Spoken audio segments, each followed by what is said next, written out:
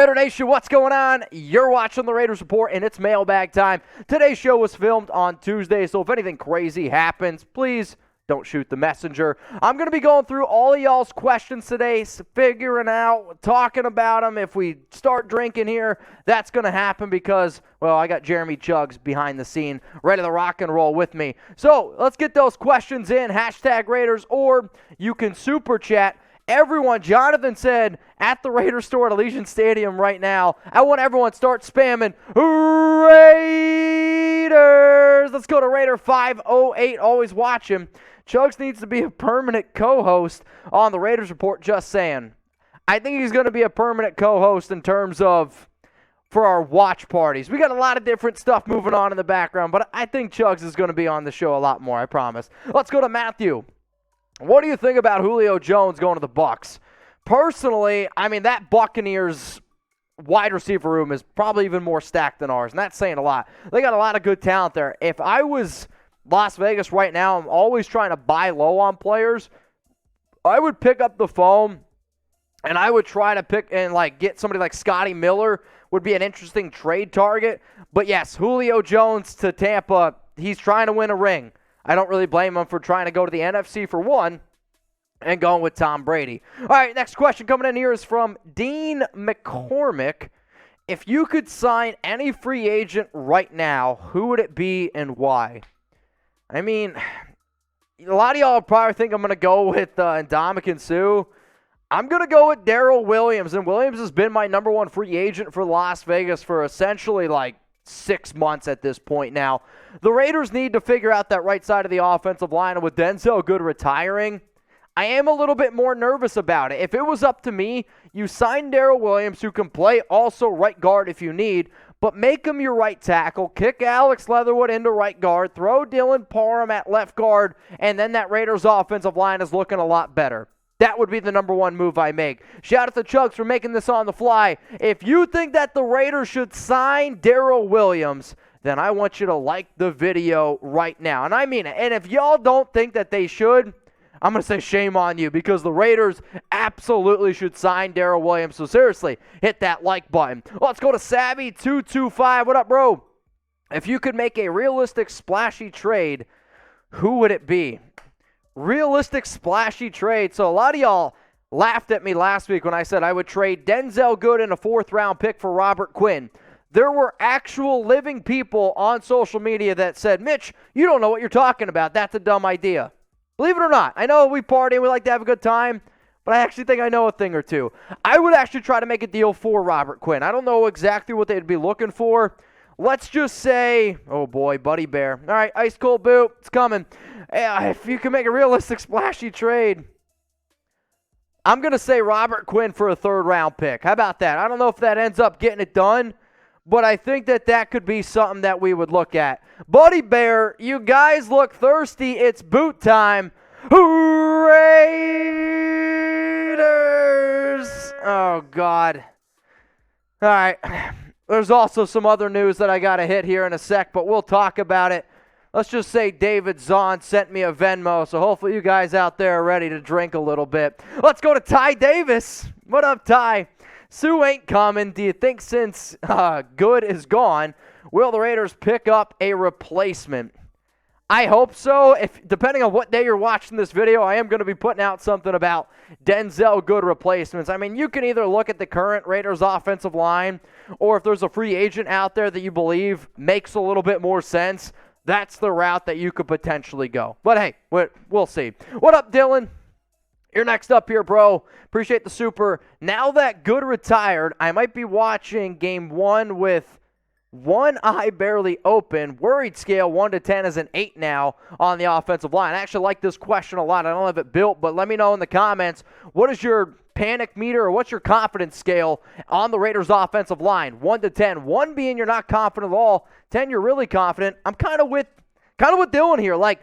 The Raiders offensive line has potential. We all understand that. But to sit here and say I want Brandon Parker or Alex Leatherwood over there, John Simpson again. Andre James did get better at the end of the season, but he also struggled at the beginning. I love Dylan Parham. Y'all know how much I love Dylan Parham, but he's still a rookie. the Raiders' offensive line is a question mark to me, and I'm glad I'm not the only one that thinks this. I just see Dylan watching the entire show like this. What up, Dick? So solid, Dixon. Sorry to be that guy, Mitch, but I didn't have Good as the starting guard because of the injury and had him as a backup, and now kind of looks like John Brown move. Miller, Simpson, James, Parham, Alex for the offensive line. You don't have to apologize to me.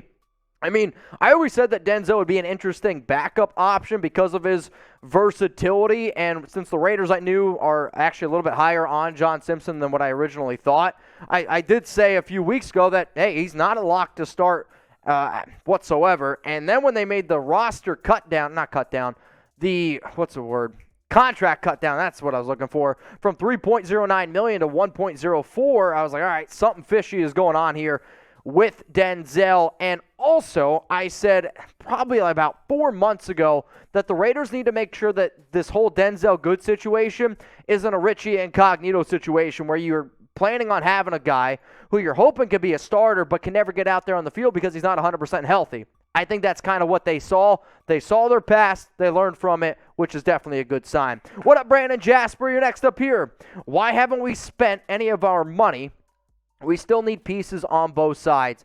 I think it's two reasons. One, the Raiders just want to see what they got, man. Like, they want to see what type of players they have. It's early in training camp, and we haven't even seen 11-on-11 drills yet. The pads haven't even been put on, at least if you're watching this Tuesday. They get put on Wednesday, July 27th is when the Raiders will throw those pads on. And then after that, I mean, you could go through the first preseason game. It's the Hall of Fame game. Test out a few other players. And then if you're still not confident about that, you go from August 4th to August 14th. There's a 10-day spread of no games happening until the preseason. That's also when you could see something happen. I mean, KJ Wright, for the love of God, he signed at the end of August. And even though it was a great show, I don't remember it all that often. All the fireballs kicking in. All right, y'all, remember, we also make videos over on Locals. And I put my Raiders offensive line projection after Denzel Good retired yesterday. If you want to check that video out, go to RaidersReport.locals.com. Or you can also see my quarterback rankings where I rank all 32 starting quarterbacks. Find out where I put DC because, well, I don't know if some of y'all are going to like it, but I think it's a pretty fair rating. I can also make the argument that he deserves to be even a little bit higher. And also remember this. I know I don't always get to your guys' questions. We got a lot of people tuning in, and we're going to keep the party going here. You can always DM me on Locals. I promise you, I'm required to answer you within 24 hours. So if you DM me on Locals, I have to answer you, but I also want to answer you. Let's go to the next one from, I thought this was going to be Rick and Morty. Maury and Rick, should the Raiders sign Chris Odom? So Chris Odom was a USFL player. I believe he was I don't know if he was the MVP or Defensive Player of the Year. He's tried out with a few different teams, and he's actually been on a few NFL rosters. I understand that a lot of times people are like, ooh, this guy was really good in another league, whether that be the USFL, XFL. But if a player has played on multiple NFL teams and they haven't succeeded, there's a big difference between NFL action and USFL action. So for that reason, I'm going to say no. I'm going to pass on Chris Odom. But this show is about all of y'all. Type that Y for yes, N for no. Should the Raiders bring in the USFL Defensive Player of the Year, Chris Odom? And I can make the argument for yes, you give a kid a shot. Maybe he's had bad coaching in the past here and there, but we'll see what ends up happening. So Y for yes, N for no. Next Super Chat's coming in from Dirk Diggler, 707, F. Paul Gutierrez. I'm not going to sit here and say that to Paul. Personally, I thought the way Carr answered it was, I don't really think he needed to go that crazy about it. Paul's just trying to do his job. Like, I understand a media member just trying to ask a question because that's what they have to do. And DC, I not that I minded the answer. I liked the answer. I liked seeing that energy at a Carr. But I don't think Paul did anything bad. But I have been saying a lot to my friends, and I said this to Alex the other day. I was like, thank you, Paul. And she was like, what? And I don't know. I'm just going with like, thank you, Paul. Thank you, Paul. But I know a lot of people are mad at Paul right now. Let's go to Mason. If you could combine any two former and current Raiders together as one, who would it be? So you're saying I can combine two players together as one? Well, see, Jeremy Chugs just said Bo Jackson and Charles Woodson. I mean, that'd be like the most insane player overall. how about this? And here's just what popped in my head, because originally Bo Jackson popped in my head. But what if we could get Bo Jackson's athletic ability and then you combine that with, like, the running style of, like, Tyrone Wheatley? Not his son, Junior, but the running style of Tyrone Wheatley with the athletic ability of Bo Jackson, and he could also stay healthy. I think that'd be kind of fun and interesting. Mason, I appreciate the question. It's creative. Let's go to RaiderMan01. How many of y'all want Raiders new helmets? I'm not saying for every game. I'm saying for, like, an alternative color rush jersey Raiders. I don't know. I think it'd be kind of cool. Mitch, more teams are unveiling their alternate helmet. Never change the emblem, just all black with chrome face mask. I'll say this. I know there's a lot of people that, if it's not broken, don't fix it. And the Raiders have an amazing tradition. They do. But for one game, I mean, what if you kept the face mask silver? You kept, like, there's other silver parts of it, because a lot of times people are like, it's not black and black, it's silver and black. And I get that. But I will say this, an all-black uniform to me would look pretty cool. What do you guys think? All-black unis, let me know. Yes or no? What up, GJ? Why is the Ruggs and Arnette money still on the Raiders' books this season? It's because of the law. I mean, until the Ruggs case gets solved, until the whole Damon Arnette stuff gets solved, I said this probably a few months ago on a show, that I don't anticipate the Raiders to get that $8.5 million of dead cap space until next offseason. So you're going to see an extra 8.5. If the Raiders don't get it, I think they're kind of getting screwed here, because let's face it, both Ruggs and Arnette, they definitely screwed up. Now, what are you guys watching right now? We are live here on the Raiders Report, but if you're watching us on a later date, I do these mailbags every single Tuesday, 6 p.m. Eastern Time, 3 p.m. Pacific. And if you want to see your face featured on the show, if you want a question answered by me, all you got to do, it's really, really simple. Look underneath the video, hit that sub button, and make sure you're always tuning in. Turn on those notifications. Let's go to Vincenzo Peoples. Any news on cornerback Sam Webb? He was impressing. Yes, actually, I would say, I know I did a show the other day about Raiders training camp winners and losers. If you were to ask me which two UDFAs do I think have been showing out the best, I would say Darian Butler, and I would say Sam Webb. A few weeks ago, somebody asked, hey, Sam, who's the most likely UDFA to make the roster? I said Sam Webb because I liked his overall athletic ability. I thought the cornerback room was a little bit weaker. It seems like that corner room looks a little bit better now, so it could be a little bit more of an uphill battle. Good practice squad guy, but Sam Webb has been impressing. Yes, he absolutely has. What up, Jorge?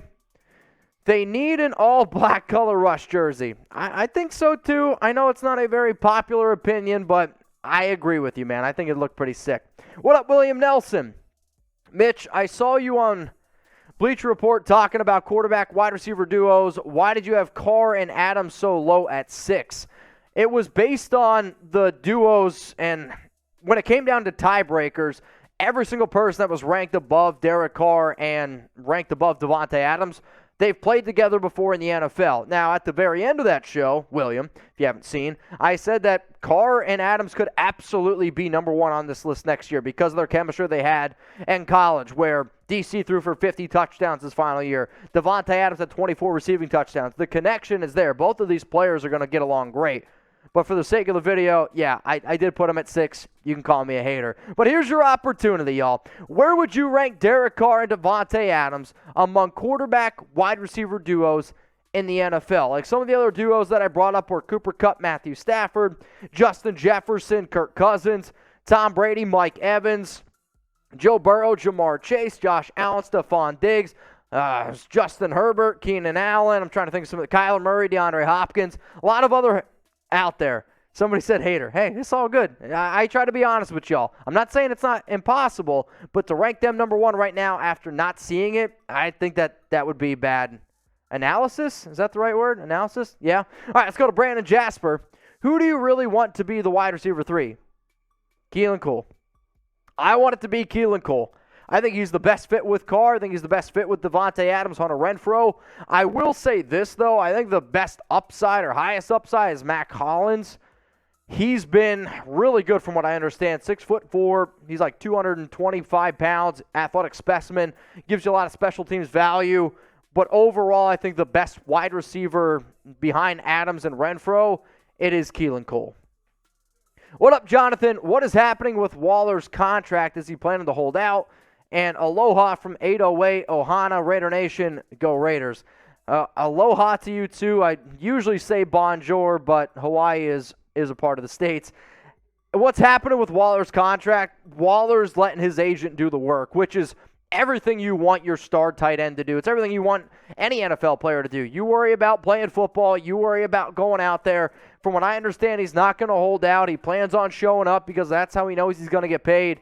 But I've continued to say that I think Waller gets the highest paid tight end contract in NFL history. I have him projected somewhere at about $16 million per year, which I think is very fair when you already then slap on the 2 years that he has. It's going to be a good deal for Waller. If it goes above 17, I will be a little bit surprised. Now, Raider Nation, if I haven't answered y'all's questions, remember, you can always hit me up on Instagram and on Twitter.